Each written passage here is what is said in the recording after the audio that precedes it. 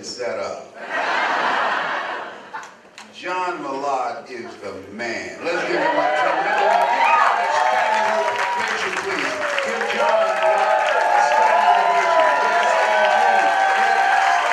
Yes, indeed. Yes.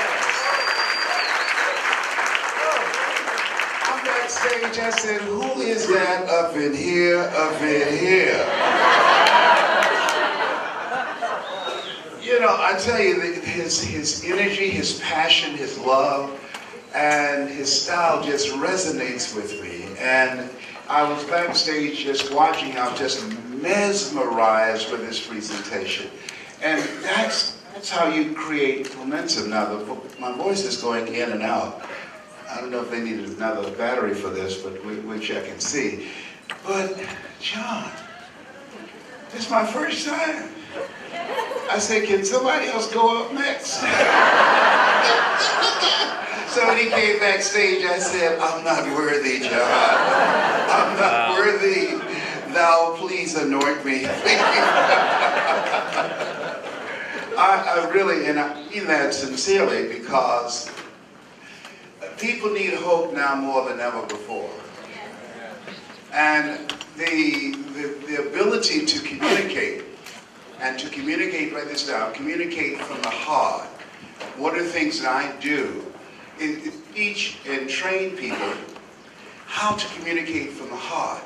Because when you communicate from the heart, words spoken from the heart, in the heart, does that make sense? Now, one of the things that I'd like to do is share with you some things that I have learned over the years. I feel that it would be of value and benefit to you right now. This is Dr. Julie Van Putten. She is a powerful speaker, MD, PhD from The Ohio State University. Only 1% of doctors are MD, PhD, and she has both of them. And so I just give her a round of applause.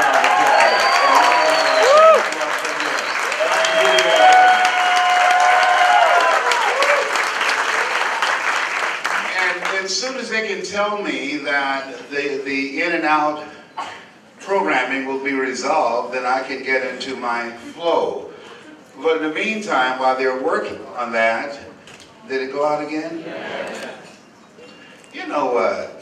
John, where are you? It didn't do that one time while you were here. You know what? I'm going to pray for you, John. I'm going to pray for you. That's my brother from another mother. But I'm glad, because at least I can say, I was going to take him out, but the microphone. There it goes again. Oh my goodness, God. I know he paid the PA guy. I know he paid him off, you know what I mean? Yes, oh boy. So the thumbs up. I have a new microphone coming.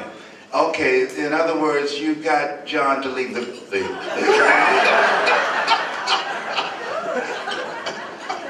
Okay, so let me just go ahead on and just ad-lib until they bring up the so-called new microphone. Whatever.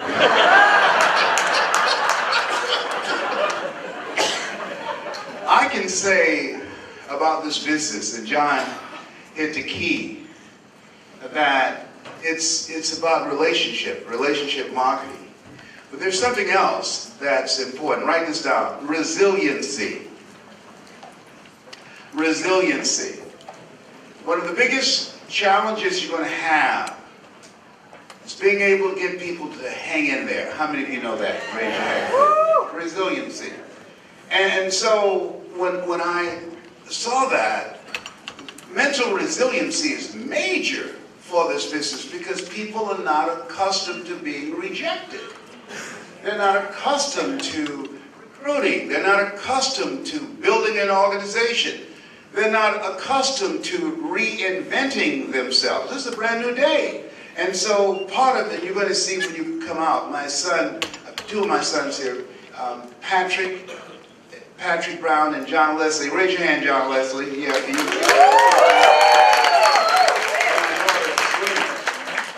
but what you will find is that this and some of the top people in this industry have said choosing your future, the most powerful presentation that deals with building resiliency. Thank you. Are you a friend of John? Then you're a friend of mine, all right? Yeah. So make sure that you do not leave your gap a limited number of those choosing your future and 4 stages to greatness.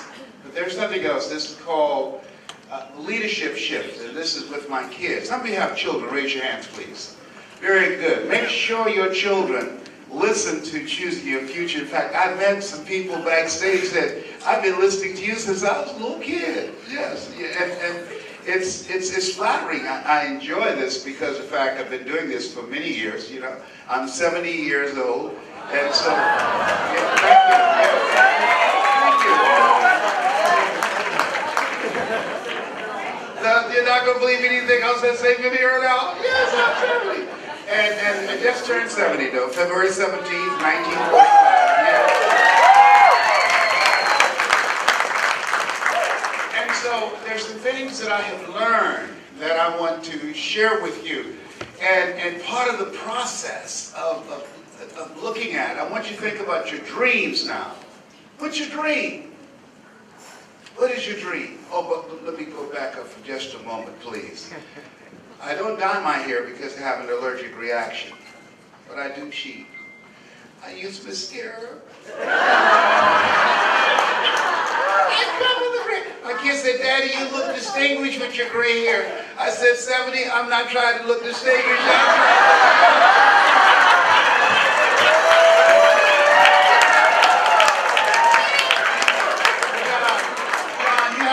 Strong self-esteem to do this. You understand what I'm saying? But you're going to need a paintbrush, all right? I got to share this with you. I was speaking at the Georgia Dome before 80,000 people. In fact, I want you to, I'm not making this up. If you go to lesbrownmotivation.com, write that down, lesbrownmotivation.com, you will see me speaking before 80,000 people. In fact, I'm going to share some techniques and strategies with you that you can use when you are presenting. So at any rate, so at the end of my presentation, someone said, Mr. Brown, our speaker canceled. Do you have enough energy to give another presentation? So John, I said, no. So I walked away and said, we can pay you a full fee. I said, the Lord is able.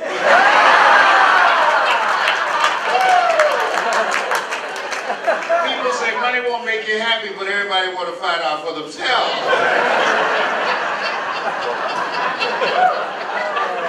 A friend of mine named Rita Davenport said money, you know, it's not important, but it's right up there with oxygen.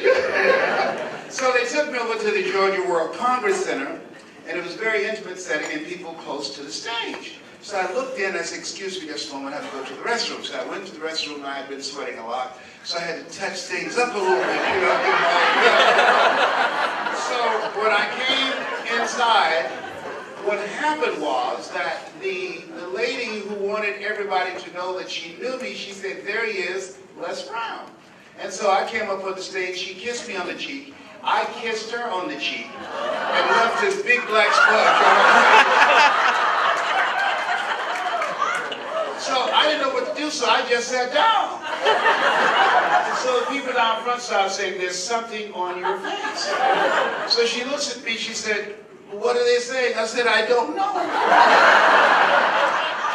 So finally, John, someone came up, opened up her purse, gave her a mirror. She looked and saw the big black sponge on her face. She said, how did this get here? I said, I don't know, you think maybe this rubs off? And the reason that I share this with you, now I use waterproof Mademoiselle. A man has got to do what he's got to do. So I want you to think about your goals. How many have some major goals? Raise your hands, please. Very good. I want you to think about your goals in 3 areas. No, John has a spy in the back. It's all right. I want you to think about your goals in 3 areas. I want you to think about your personal goal. What's a personal goal that you like to achieve? I want you to think about that. My first personal goal is to buy my mother a home. I'm adopted. I'm one of 7 children that she adopted. And I wanted to be able to take care of her. I say, Mama, I was 10 years old. When I become a man, you never have to pay another bill. And so at that time I was looking forward to turning 18. And because I admired my mother's courage, her faith, her drive, her determination, a woman single, raising 7 children. She never had any children herself. I feel like Abraham Lincoln, who said, all that I am and all that ever hope to be, I owe to my mother. Mama worked on Miami Beach for wealthy families. She cooked for these families, and we ate food left over from the families that she cooked for. She kept their children, and we wore the hand-me-down clothes of the children that Mama kept. And so she adopted Wesley and I. I have a twin brother, Wesley. And so, which one am I? Of course, I'm the cute one. I'm on the left. And so she adopted Wesley and I. And one of the things that I want to encourage you to do is to continue to work on your mind, mental resiliency. Because there are things that affect us that's in our past that we don't even realize. Winston tastes good like what? A cigarette should. You know, people say cigarettes should. That commercial's been on television for 40 years. Television and radio. So what else is in there in your mind that you're not even aware of? I saw a movie one night with Tom Cruise. It was Magnolia. And it said, we might be through with our past, but our past is not through with us. Wow. And so one of the things that I can just share with you unequivocally, and that I did this. How many of you want to know what works? Raise your hands, please. Yeah. What works is you have to work on your mind. Every day, every seminar, when I think about it, every seminar that I've gone to, every book that I've read, all the lectures that I've heard from dynamic and powerful people like John, all of them contributed to me being the person that I am right now. And so you have to really work on your mind on an ongoing basis. You never get to the place where you know it all. You don't, because there are things that's affecting us every day. We're being bombarded with all type of commercials and billboards, and you're looking at television, you're looking at the news, and all type of things are coming, and you see those little crawls. Everything is coming in and accessing our minds. You go into the service station, you get gas, they got commercials there. You get on an elevator. It's everywhere. We're being pounced on. And so working on your mind is key. And I can tell you the things that I've learned that allowed me to, and I'm going to share with you now, things that allowed me to be able to do some things that I had no idea. And it was very challenging for me because of my beginning. And so one of the keys is communicate from your heart. That gives you the competitive advantage. People are out looking just to get people into their organization, to build organizations. And people can smell commission breath. You want to get a commission off them, an override. No. When you communicate from your heart, it says, I care about you. You ask questions. You show an interest in the people. Am I making sense with this? Yes. Yes, and so you're coming from a different place. And you're able to attract people who ordinarily would not be interested. Because what you want to do is build some powerful relationships with people, and you don't want everybody in your organization. Some people you want to pass on. Because it doesn't resonate with you and your energy. Does that make sense? And so you're watching and you want to evaluate people. They've got to qualify themselves because you're going to be spending time with those people. And so in building an organization, the process of communicating from the heart, and mine was to buy my mother a home. Because we were raised in a very poor area, Miami, Florida. I was born in an abandoned building on a floor with a twin brother. And when we were 6 weeks of age, we were adopted by Mrs. Mamie Brown. And being raised in this type of environment, one would look at us and say the chances of us getting out of there would be almost impossible because we're in a drug-infested area, very poor, very, very challenging environment. And I wanted to, as a kid, I wanted to be able to take care of my mother. I wanted to buy her a home. I remember when we were working in these big, beautiful mansions, I said, Mama, what is it, Leslie? When I become a man, I'm going to buy you a big, beautiful home, just like this. How many have somebody special you want to do something for? Raise your hands, please. And I was able to fulfill that. I bought her a home, 10,000 square feet and 12-foot deep swimming pool, basketball court. She couldn't play basketball. I could still though, but I wanted to do that because I could. And I developed a mindset that allowed me to do that. And so mental resilience in expanding your mindset is very important. Now, I've done some tours with Donald Trump. Donald Trump, his father gave him $200 million to pursue his dream. How many of you know if someone gives you $200 million to pursue your dream, you've got a good shot? Raise your hand. My mama gave us 2 pieces of sugar cane. How come we have that sugar cane? Anybody ever had sugar cane? Raise your hand, please, all right? Yeah, you gonna go get some sugar cane when I get through, all right? And so, that's what I had to do. I want to ask you a question before I move further. If you had to be coached by me or Donald Trump on how to earn your first million, who would you want to teach you how to do that? Yeah. Why? I earned it. I earned it. It was not given to me. I earned it. And the great thing about this business that you're in, and with the kind of leadership that you have with John and other leaders, they're going to teach you the skill set and the mindset that will allow you to earn millions and to be able to impact the lives of thousands and millions of people. And as you think about your goals and dreams, let us say together, it's possible. It's possible. Yes, I want you to think about someone that you want to do something special for. I want you to think about your financial freedom number. You need to be clear what that is. What is that figure for you that once you earn that you'll be financially free? It would alleviate a lot of stress. I can tell you, it's a wonderful feeling not to owe anyone. It's a wonderful feeling. And so I want you to think about what that number is. Next thing is I want you to think about your legacy. The reason I have my children here is because of the fact that we have things that we want to contribute to. One of the packages you have, one of the causes you support, I believe in. My mother was a 22-year breast cancer conqueror. And so I think that Horace Mann had a point when he said that we should be ashamed to die until we've made some major contribution to humankind. And so I am who I am because of people who took time with me, people who contributed to me. I'll never forget, gentlemen, I eulogized him just a few months ago when I first met him. I'll never forget, I was a junior in high school. He said, young man, go to board and work this problem out for me. Oh, sir, I can't do that. Why not? I'm not one of your students. Look at me, yes, sir. Go to the board and work the problem out anyhow. I said, I can't, sir. The other students started laughing.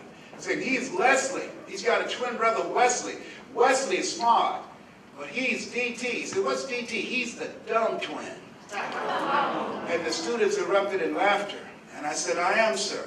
And he came from behind his desk. He looked at me. He said, don't ever say that again. Someone's opinion of you does not have to become your reality. And that was a turning point in my life. On one hand, I was humiliated.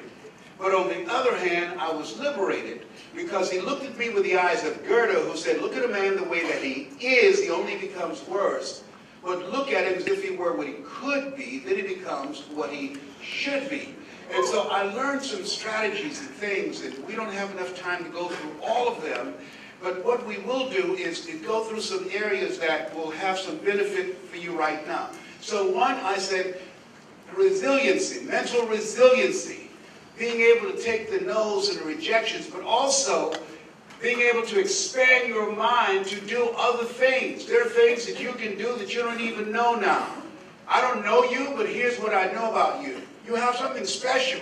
You have greatness within you. You have the ability to do more than you can ever begin to imagine. If anybody just told me, I just finished speaking in Switzerland, in Germany, in Tokyo, Japan, and 25,000 people in Poland. If anybody told me, given my circumstances, given my beginning, if both my birth parents came in here right now and said, "Hello, son," I would not know either one of them. If anybody told me that the steps and the processes of things of restructuring your thinking, write this down, restructure your mindset. Because the mindset that we have is a mindset that's been given to us. Be ye not conformed to this world. Be transformed by the renewing of your mind. And that's an ongoing process that allowed me to be able to earn more in 1 hour than 90% of the Western world earn working for 6 years. And I don't tell you that to impress you, but to impress upon you the value of taking the time to listen to things that will begin to restructure your thinking. Most of us are living a life of mediocrity because of the fact that we have so much head trash that we expose ourselves to, and that we don't even realize how it affects us and how we show up in life. And so, how many of you know people that you introduced this business to and they said no? Raise your hands, please. Guess why? Because of their head trash. They're suffering from possibility blindness. They can't see what you see. They don't know that 10 years, less than 10 years from now, 1/3 of the jobs, the Ratner reports, 1/3 of the jobs will be gone, replaced by technology, mechanized intelligence, computers. 1/3 of the jobs that people have. And so they don't realize that in order to become successful and to have financial security, you've got to be willing to reinvent yourself. You got to become a different kind of person. You got to die to who you are now to give birth to who you can become. Does that make sense? Yes. Okay, so I'm saying to you, as you work on yourself, things happen for you that you can't even begin to imagine. The other thing is, I'm going to share something with you. You have a story. You have a story. And your ability to tell your story about this business, what attracted you to this business, is key to your success. Your ability to speak from the heart and share with people why you're here, why you're involved in this. What is it about this that attracted you? What was it? As you think about that. And as you think about that and speak, and I'm going to share with you techniques and strategies, because I'm going to switch now as a speech coach. Write this down. Never make a point without a story, and never tell a story without a point. Never make a point without a story. When I told you about my mascara, I said the reason I told you that because I now use waterproof mascara. Never make a point without a story, and never tell a story without a point. And so what most people do is that they advance on someone and start telling them about how good the product is. Write this down. When you're doing a presentation, one-on-one, small groups, large groups, people are asking 3 questions in their minds. Here's number 1. Who are you? That's number 1. This is why it's important to know how to tell your story succinctly so that you can develop a level of credibility. Who are you? What do you have? And why should I care? Who are you? People do business with people they know, like, and trust. So now, in that critical point, in that short time, you've got to share with them who you are, what you have, and why they should care in order for them to feel comfortable with you to want to become a part of this. Does that make sense what I'm saying right now? Raise your hand if I'm making sense with you right now. All right, I'm watching the clock, but I want to move faster, so I want to skip through some things. So So as you look at yourself, you look at your goals, the ability to share that can allow you, and something else that John does, and watch him very closely because he's one of the best presenters on the planet. Your ability, I can tell you based upon my own experience, to speaking before small groups, talking to people one-on-one, learning how to communicate from the heart. Trust me on this. It's the most powerful tool you can have.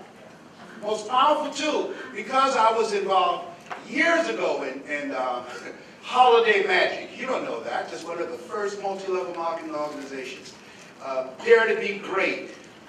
Best Line Products. My doing small meetings.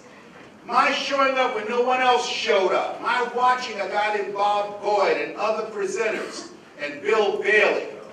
It helped me to grow as a person, and it allowed me to have the key to my own future. When I was in 5th grade, I was labeled educable mentally retarded and put back from the 5th grade to the 4th grade. I failed again when I was in the 8th grade. Have no college training, but Mr. Washington, he said to me, Mr. Brown, he said, develop your mind. You don't get in life what you want, you get in life what you are. Mr. Brown, practice and write this down, OQP. OQP, only quality people. You earn within $2,000 to $3,000 of your closest friends. This is why you want to qualify people to be in your business, because you don't want everybody. And the other thing he said, Mr. Brown, he said, develop your communication skills, because once you open your mouth, you tell the world who you are. This Les Brown that you now see, this is a Les Brown that been trained. I wanted to learn how I could become a better person, and it was challenging for me. I'll never forget, my brother called me and sister and said, Leslie, we're going to put Mom in a nursing home. Why? She has breast cancer and she can't take care of herself. And I said, no. He said, Leslie, take it easy. We knew you would say that. Listen to me. We have the best nursing home in all of Dade County. I said, no, listen to me. I had a problem. How can one woman raise 7 children who couldn't take care of themselves, but 7 grown people couldn't take care of one woman? You understand what I'm saying? I said, no. I resigned from the Ohio legislature. I was just elected to my 3rd term as chairman of the Human Resource Committee. I'm telling you, how many of you like to make a difference in your community? Raise your hands.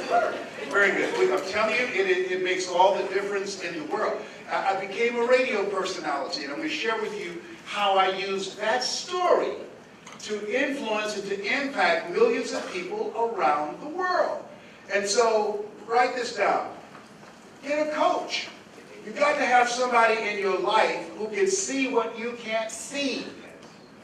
Michael Jordan was a championship player, but he didn't win a championship until Phil Jackson came along. Am I right? Muhammad Ali said, I'm the greatest, but he never won a championship without Angelo Dundee. So you got to have somebody in your life who can see what you can't see. And so this guy, this is the reason that you see me now. His name is Mike Williams. Get his book. You can get it on Amazon. The Road to Your Best Stuff. I wrote the foreword to it. He saw me walking down the hall at the radio station, big afro and dashiki, and he said, hey, Brownie. I said, yeah. He said, man, you're more than DJs. Yeah, all right. Let's go. Let's go big, baby, you know. And so this guy, he kept telling me I could be more than a disc jockey. I was #1 at WBKO radio station in Columbus, Ohio, morning personality. And he talked to me about doing other things, speaking to organizations, clubs. I was speaking in prisons and juvenile detention centers. He said, you can speak for AT&T, Procter & Gamble, McDonald's Corporation, General Electric, IBM. I said, me? Come on, Mike. I don't have any college training. I never worked for a major corporation. He said, Brownie, all of us are born the same way, dumb, naked, and speechless. You can learn. And so as a result of that relationship, He expanded my vision of myself. I began to promote concerts. That's me standing in the back. And we brought these little guys to town. Shake someone's hand on your right and left and say, you have greatness in you. Do that right now. Say, you have greatness in you.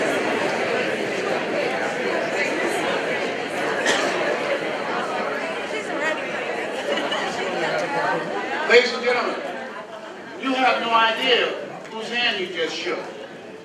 Eye has not seen, ear has not heard, nor has entered the heart of mankind what God has in store for that hand that you just shook. And they don't know whose hand they just shook. I didn't know these little guys. I didn't know who they were going to become. And they did not know who I was going to become. That's Michael Jackson standing in front at 10. And so when you think about potential, that you have something special, you have greatness within you. When you're pursuing your greatness, you don't know what your limits are, so you act like you don't have any. And part of being a part of this organization, it's going to challenge you. It's going to stretch you. You're going to discover a part of yourself that you don't know right now. You've got to be willing to die to who you are to give birth to who you can become. And this is hard business. Write this down. H-A-R-D and H-E-A-R-T. Hard. It's hard business. H-A-R-D. All right? And then H-E-A-R-T. I didn't do what I'm doing now for 14 years because I thought it would be hard for me to learn how to dress like the people in corporate America, how to speak the language, to adjust to the culture. I didn't think that I can compete and make myself a credible resource for people with PhDs and MBAs, and I didn't have any of those credentials. And so I didn't do it because it would be hard. Then Mike said, and this is something, write this out, if you do what is easy, your life will be hard. But if you do what is hard, your life will be easy. See, a lot of people are going to drop out because it's easy to say, oh, this is some pyramid scheme. It's easy to point out all the shortcomings. It's easy to say, I tried and it didn't work. It's easy. Yeah. And so I was willing to challenge myself. That's a different guy there. Les Brown, elected from the 29th House District, beat a 22-year incumbent. I had no idea that Les Brown was in me. There's more in you than you can ever begin to imagine. But what is your why? I wanted to take care of my mother. And so when I resigned from the Ohio legislature to go to Miami, my brothers and sisters thought I was crazy. Leslie, you've been up there for 18 years. You've just been elected for the third term. They're grooming you to run for the Senate and to Congress and statewide office.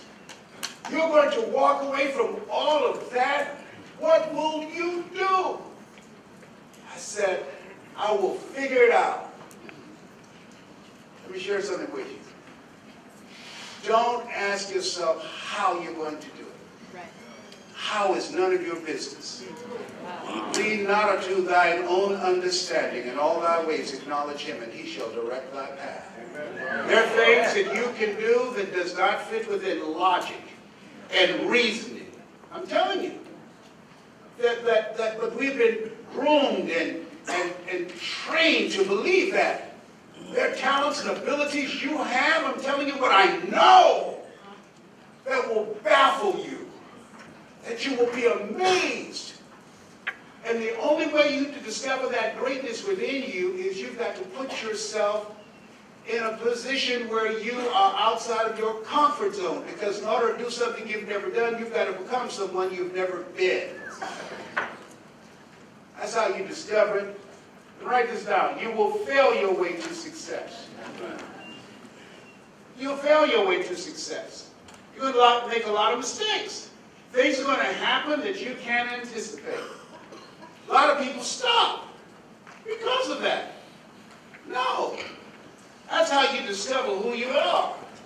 And so when you are willing to face the rejections, when you're willing to train yourself, to drill yourself every day, the same words are saying you've got something special, you've got greatness within you. I want to ask you a question. Since I've been talking to you now, how many of you feel stronger? Raise your hands, please. And so what happens is, that's what I have to do. I listen. Earl Nightingale, come forth. All of us are self-made, but only the successful will admit it. Jim Rohn, come forth. When the end comes to you, let it find you conquering the new mountain, not sliding down an old one. Winston Churchill, speak to us. The truth is incontrovertible. Malice may attack it. Ignorance may deride it, but at the end, there it is. All these voices, I listened to them for years. Howard Thurman. There's something in each and every one of you that waits and listens to the voice of the genuine in yourself. It will be perhaps the only guide you will ever have or hear. And if you cannot hear it, all of your life, your days will be spent on the ends of strings that somebody else pulls. And I submit to you that you're here today because you've decided no one is going to pull my string. You're here.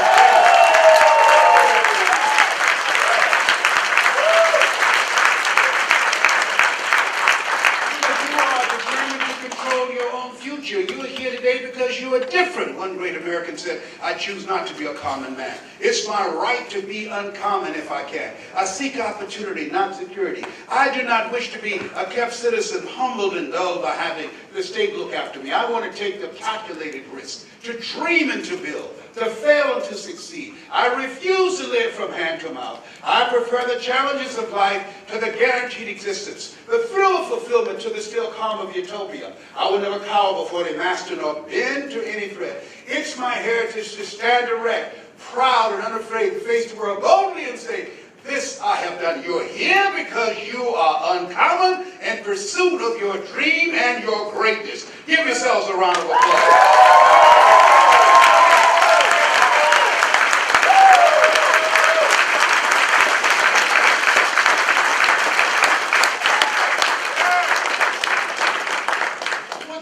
What drives you? Nietzsche said, if you know the why for living, you can endure almost anyhow. There's no accident that you're in this room right now. I know at this stage of my life, every seminar I went to, every workshop, all the things that I heard, they affected me. This moment right now, everything that I'm saying, you already know it. It's a part of who you are. You're not branches of the same tree. We're cut from the same cloth.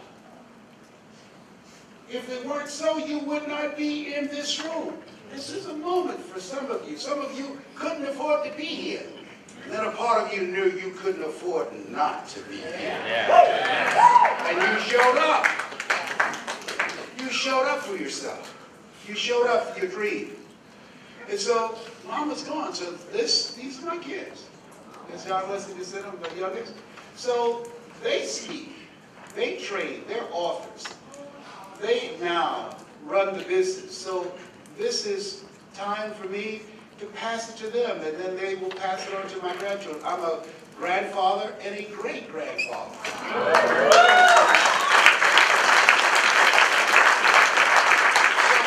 You have to look into the future and say, what is it that I'm creating?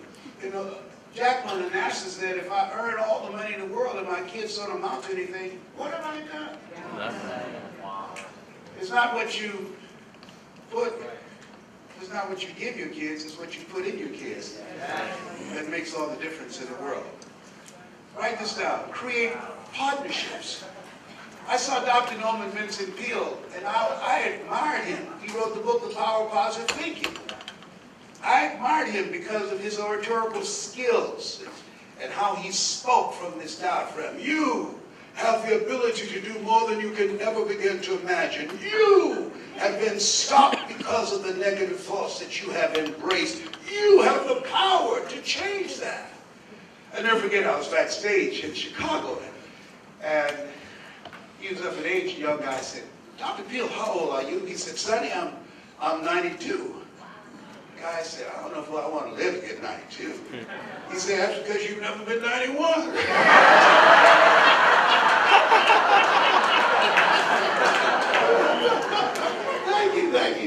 Thank you. And so the thing is that, but I wanted to write this down, relationship capital. Relationship capital. This is why you don't want everybody in your business. You want to evaluate them and see if they possess the qualities that you're looking for. You look at them and observe them. And it's amazing when you emphasize and you begin to realize that when you become selective of the kinds of people you surround yourself with, it will affect you. There's something in psychiatry now called relationship illness. There's some people that can make you sick. Well, that's, can I change them? No, it's a full-time job changing yourself. So you've got to ask the question, what is this relationship doing to me? What is it doing to me? Am I growing mentally and emotionally and spiritually and financially? What is it doing to me? That's major. I had to change my life. I had to change my relationships in order for me to go where I wanted to go. And it changed my income. I'm telling you, there are a lot of people that will never achieve their goals because they're surrounded by too many toxic, negative, energy-draining people in their lives. And so you've got to ask yourself, is this relationship working for me? See, the relationship might be working for them, but is it working for you? There are people who are always there when they need you. But when you need them, you can't find them. I want to ask you a question. I want you to be honest. How many of you know, if you had your life to live over again, you could have done more than what you've done thus far? Raise your hand first. Very good. Repeat after me, please. Live full. Live full. Die empty. Die empty. I was dealing with the issue of the little c, that's how I refer to cancer. And the doctors had said that it metastasized to the bone. And I was reading material that I find encouraging. Dr. Howard Thurman, who was a mentor of Dr. Martin Luther King Jr., Albert Schweitzer, Mahatma Gandhi, brilliant man. He said the ideal situation for a man or woman to die is to have family members praying with them as they cross over. He said, but imagine if you will be on your deathbed and standing around your bed, the ghost of the dreams, the ideas, the abilities, the talents given to you by life, but you, for whatever reason, you never pursued those dreams. You never used those talents. You never used those gifts. We never saw your leadership. We never heard your voice. And there they are standing around your bed looking at you with large angry eyes saying, we came to you. And only you could have given us life. And now we must die with you forever. And the question is, if you died today, what dreams? What ideas? What talents? What books? What art? What music? What voice will die with you? A very good friend just passed recently in a plane crash, Miles Monroe. He said the wealthiest place on the planet is not in the Far East where there's oil in the ground. It's not in South Africa where there are diamond mines. He said the wealthiest place on the planet is the cemetery. Because there you find potential never realized. There you find dreams never pursued. There you find gifts and abilities that people didn't use because of fear, because of what people thought. Maybe that's why the woman said, what if you live your whole life only to discover that it was wrong? That was wrong.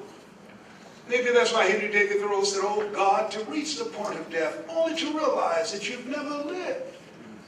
Only to realize that you've never scraped the surface of your potential."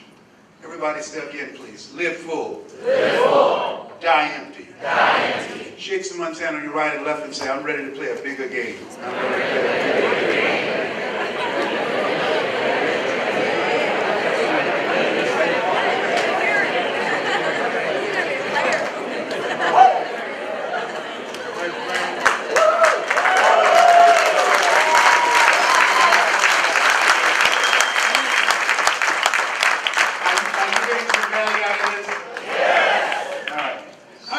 College education, raise your hands, please.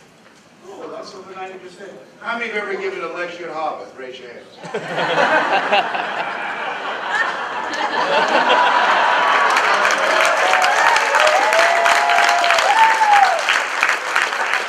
Take someone down on your right and left and say, "That's on my list now. That's on my list."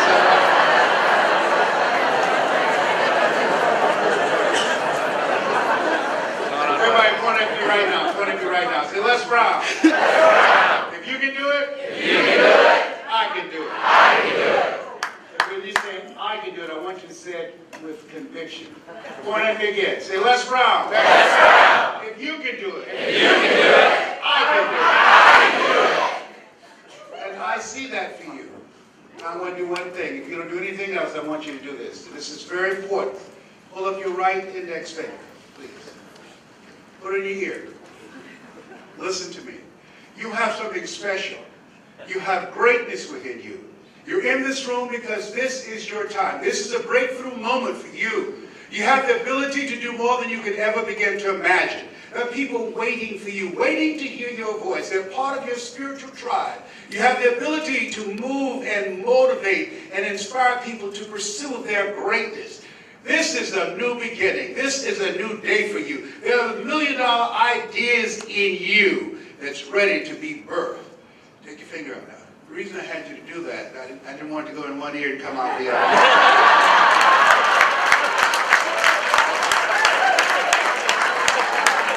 Oh, it's in there now. I'm going to make you rich and there's nothing you can do about it. No?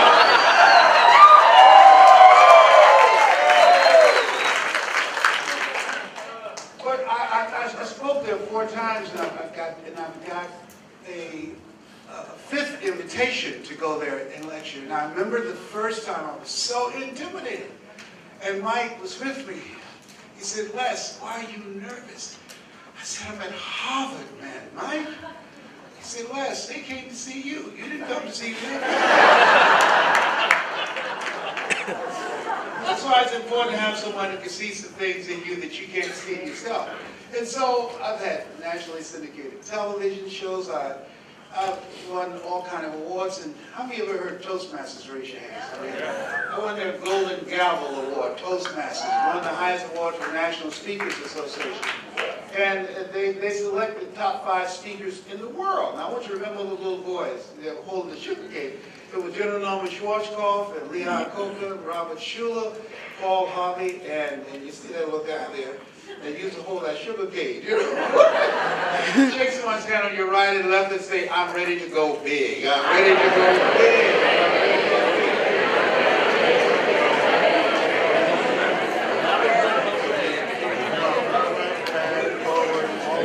Why is it that we're not doing it automatically? Because we live in a world where we're told more about our limitations rather than our potential.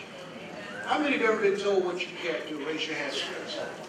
They did a study, MIT, and the study indicated, if I say to you, "John, you can't do that," somebody else has to come along and say, "John, you can do it, John," 17 times to neutralize at one time.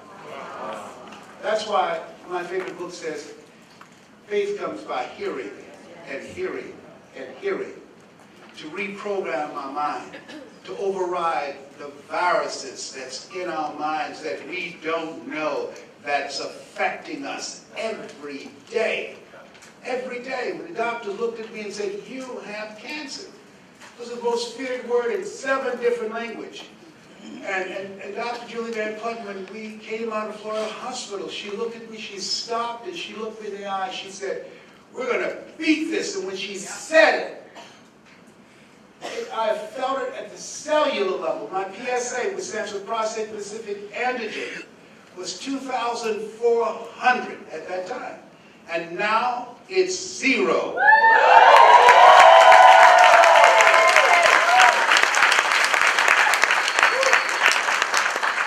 So, write this down. Surround yourself with people who see it for you. She saw the healing for me. She spoke. And when she spoke, I felt it and I believed it. And many times people never achieve their goals because they have too much negative energy around them that's buying into the conversations that they hear.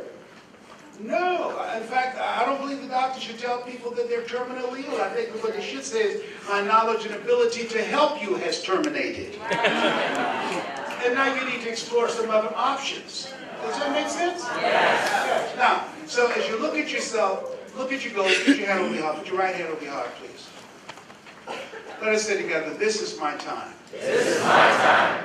I'm here. I'm here. Because I'm responding. Because I'm responding to my higher self. to my higher self. I have dreams. I have dreams. I have things I must do. I have things I must do. There's a higher calling on my life. There's a higher calling on my life. There are people who believe in me, There are people who believe in me, who are looking to me, who are looking to me, and I believe in myself. and I believe in myself. This is my moment. This is my moment. There's greatness in me. There's greatness in me. I want you to shake someone's hand on your right and left and say, "Bring out the greatness that's in you." Do that right now.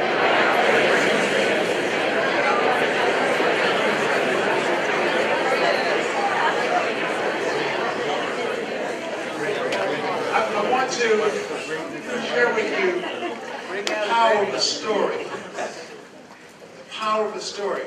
Mike said, "Brownie." Yes? You left Ohio. You're down there taking care of your mother. Yes, I admire that. He said, "What's your next move?" I said, "I'm not sure. My brothers and sisters told me I was stupid for doing what I did."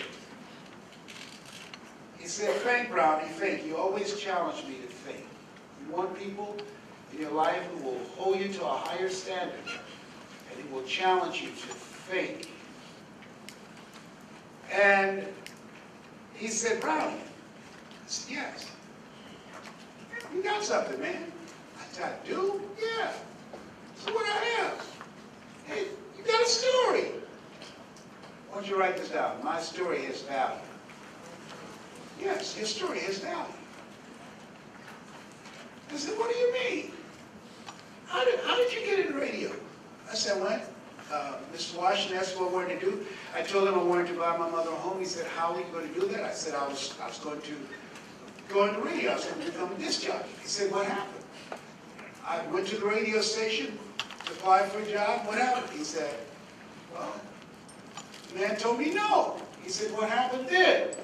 I went back the next day. He said, "Why'd you do that?" Because I was serious. He said, "What happened then?" He told me no. I said, "What'd you do then?" I came back the next day. He said, "The man already told you no twice." I said, "I know, man." I said, "But I was hungry."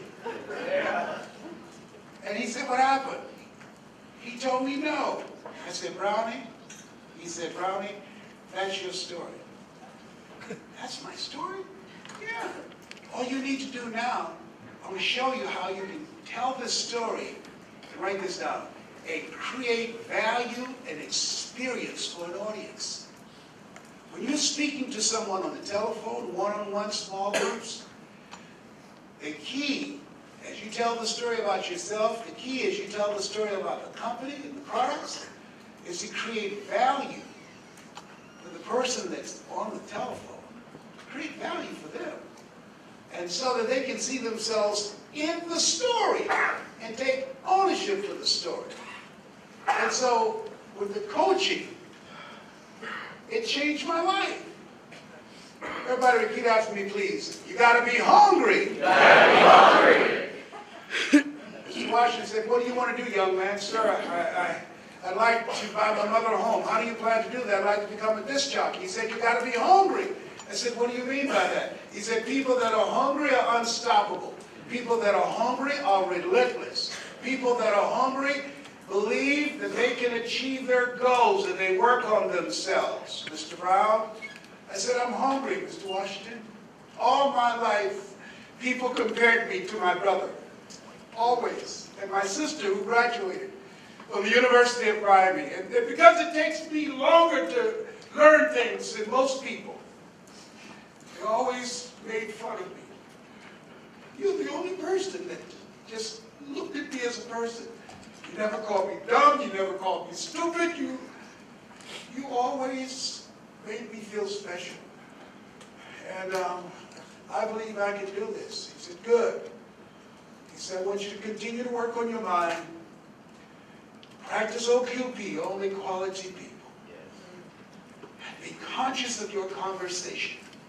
Speak from the heart. Be conscious of how you relate to people. I said, yes, sir. And then I came a few weeks later. He said, I've done all I can do for you. It's on you now, Mr. Brown. Go out into the marketplace. I went to WMBM radio station on Miami Beach. Milton Butterball Smith was the program director. Hello, Mr. Butterball. How are you, sir? My name is Les Brown, sir. I'd like to be a disc jockey. Young man, you have your journalism in your background? No, sir, I don't, but I practice all the time, and I visualize and I see myself behind the microphone. Let me audition for you, sir. Let me show you how good I am. All I want is some shots, sir.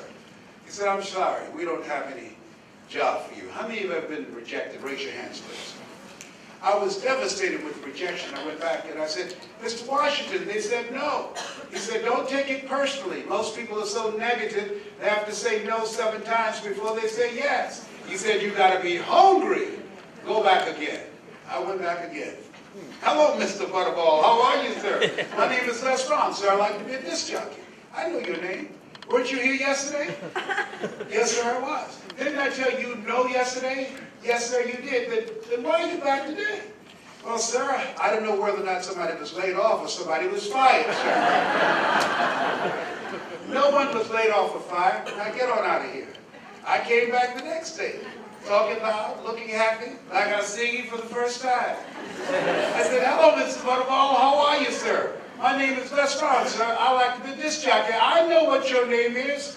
Weren't you here the last 2 days? Yes, sir. Didn't I tell you no the last 2 days? Yes, sir. Then why are you back today? Well, sir, I don't know whether or not someone got sick or someone died, sir. No one got sick or died. No one was laid off or fired. Now, don't you come back here again. I came back the next day. Talking loud, looking happy, like I see you for the first time. I said, hello, Mr. Butterball, how are you? He looked at me with rage. He said, go get me some coffee. I said, yes, sir.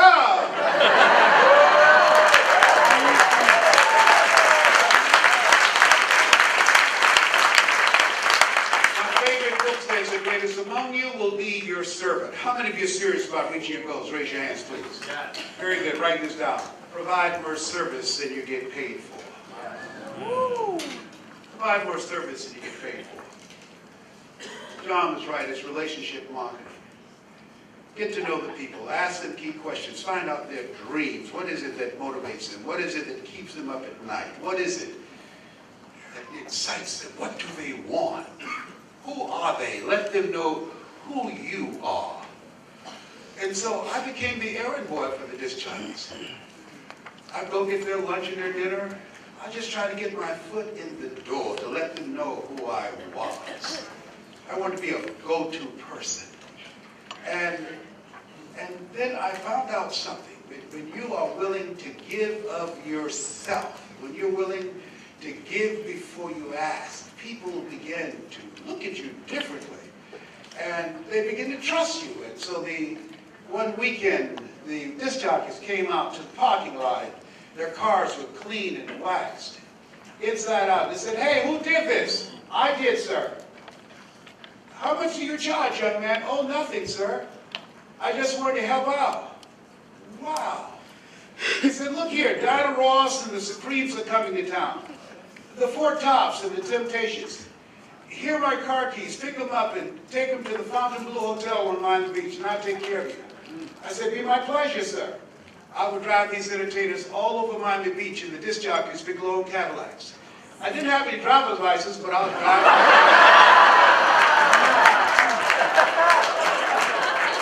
Then one day, it was a Saturday afternoon, a disc jockey by the name of Rockin' Roger was drinking while he was on the air. Rockin' Roger got so drunk he could not complete the show. He began to stumble his words. He was about to fall off the chair. Saturday afternoon, I was the only one there. Looking at him through the control room window, walking back and forth. Young, ready, and hungry. I was saying, drink, rock, drink. Drink, rock. Gotta go and get him some more if it asks me to. Then pretty soon the phone rang. It was the general manager, and I answered the phone. I said, hello? Young boy, this is Mr. Klein. I said, I know. He said, Rock can't finish his program. I said, I know. He said, would you call one of the other DJs in? I said, yes, sir. I hung the phone up. I said, now he must think I'm crazy. I called my mom and my girlfriend Cassandra. I said, y'all come out on the front porch and turn on the radio. I'm about to come on the air.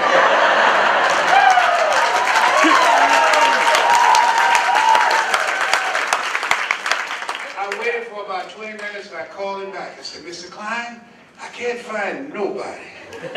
He said, young boy, you know how to work the controls? I said, yes, sir.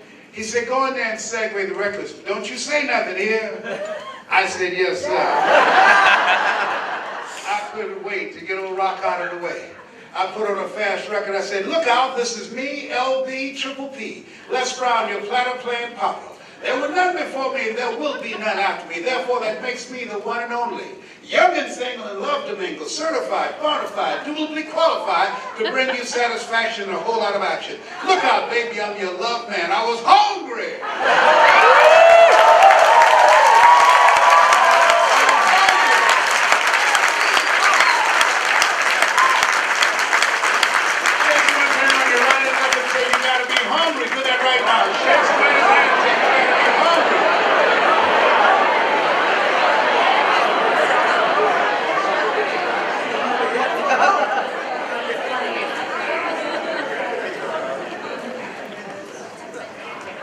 People that are hungry, believe, always strive to get on top in life because it's the bottom that is overcrowded. People that are hungry know if you do what is easy, your life will be hard. But if you do what is hard, your life will be easy. People that are hungry understand that you will fail your way to success. People that are hungry believe it's possible that they can live their dreams and that it's necessary. It's not an idle wish, and that it's them, and that it's hard, and that it's worth it. You're here because there is something in you that refuses to be denied. Something in you that says, I can do more, I can have more, I can experience more. There's something in you. Others said no. Your heart said yes. Something in you.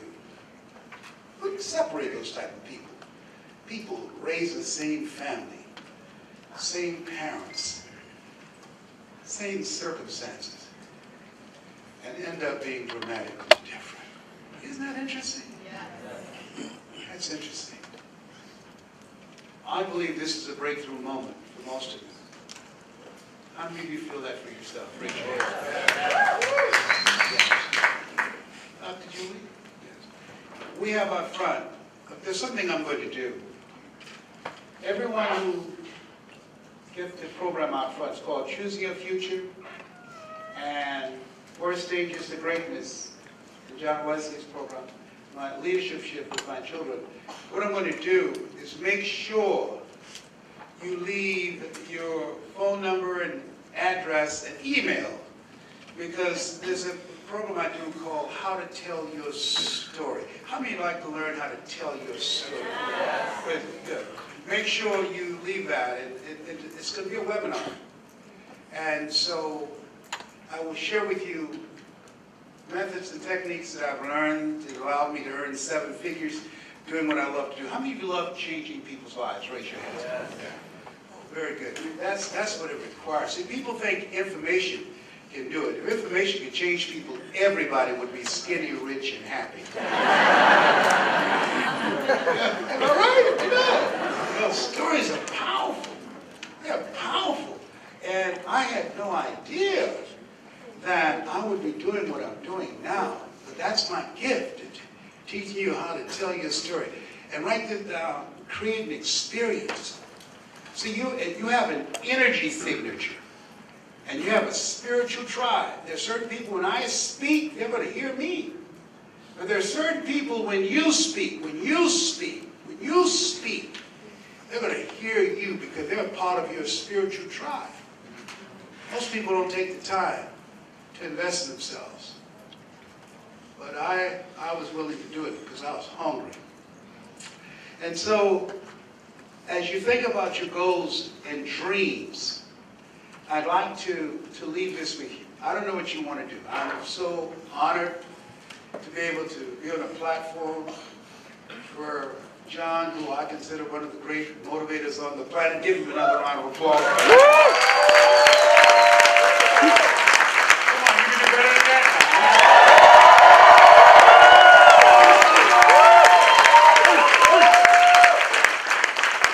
I love and admire you. I'm so glad it's our first time, this beginning of a long friendship.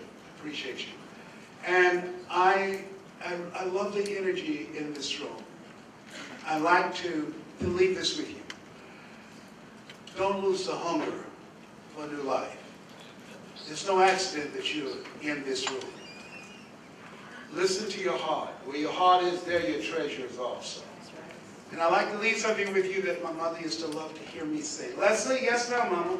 Say that thing for me, boy, that makes me feel good. And I'll see you out front with my kids at the table. And make sure you leave your information so you can be on this webinar. It's going to change your life. Cover a lot of things that I couldn't cover now. But I want to leave this with you that Mama loved. Say it, Leslie. Yes, ma'am, Mama. I will. If you want a thing bad enough to go out and fight for it, to work day and night for it, to give up your time, your peace, and your sleep for it, all that you dream and scheme is about it, and life seems useless and worthless without it. And if you gladly sweat for it and fret for it and plan for it, and lose all your terror of the opposition for it, and if you simply go after that thing that you want with all of your capacity, strength and sagacity, faith, hope, and confidence, and stern pertinacity, if neither cold poverty, famine should go, sickness and pain of body and brain can keep you away from the thing that you want. If dogged and grim you besiege and beset it, with the help of God, you'll get it. This has been Mrs. Mamie Brown's baby boy. It's been a plum-pleasing pleasure as well as a privilege. God bless you. God bless your dream. God bless America.